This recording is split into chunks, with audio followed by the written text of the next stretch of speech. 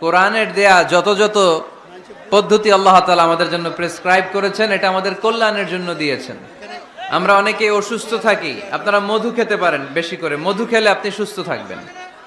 কালিজিরা খেতে পারেন, কালিজিরা হাব্বাতুস সাউদা শিফাউন মিন কুল্লি দা ইল্লা সাম, মৃত্যু ছাড়া সব রোগের ঔষধ। কালিজিরা পাওয়া যায় কিশোরগঞ্জে। কালিজিরারে কি বলেন আপনারা? মাশাআল্লাহ, কালোজিরা। আপনাদের ভাষা অনেক সুন্দর। কিশোরগঞ্জ, ময়মনসিংহ, আপনাদের ভাষা অনেক সুন্দর। তো এই কালোজিরা আপনারা খাবেন, মধুর সাথে মিক্স করে খাবেন। সুস্থ রাখবে কে? আমি প্রায় বলি যে কোরআনিক এই মেডিসিনগুলো আপনারা খাবেন, মাখবেন, এগুলো অনেক ভালো। অলিভ অয়েলের কথা আমি প্রায় বলি।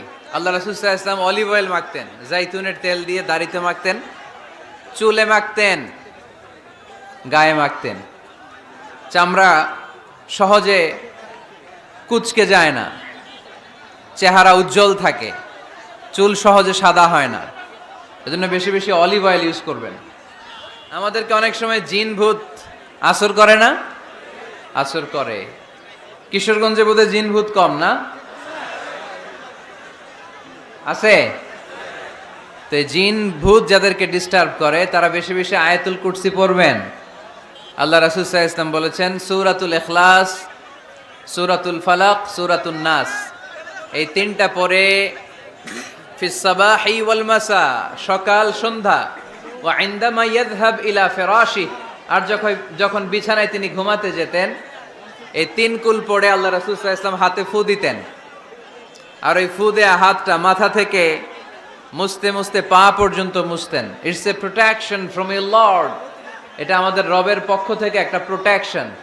সুবহানাল্লাহ পড়েন। We should take this protection every day at morning and evening. শয়তানের ওয়াসওয়াসা থেকে, জিন ভূতের আসর থেকে বাঁচার জন্য এই প্রোটেকশন আমাদের নেওয়া দরকার। আমাদের আদরের কচিকাঁচা সোনামণিরা যারা আছে তাদেরকেও, বাচ্চাদেরকেও জিন ভূত ডিস্টার্ব করে কি করে না? করে। আমরা তাদেরকেও এগুলো শিখাই দিব। এগুলোকে বলে আর রুকিয়া আল ইসলামিয়া, ইসলামী রুকিয়া। এই ঝাড়ফুঁক করা সুন্নাহ। আল্লাহ রাসূল সাল্লাল্লাহু আলাইহি ওয়াসাল্লাম নিজেও ঝাড়ফুঁক করতেন।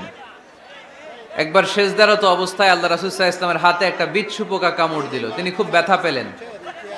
আম্মা জান আয়েশাকে বললেন লবণের পানি গরম দাও। আল্লাহ রাসূল সাল্লাল্লাহু আলাইহি ওয়াসাল্লাম কোরআনের আয়াত পড়ে ফু দিলেন, লবণের পানি ঢালা শেষ, ফু দেওয়া শেষ, আঙ্গুলের ব্যথাও শেষ।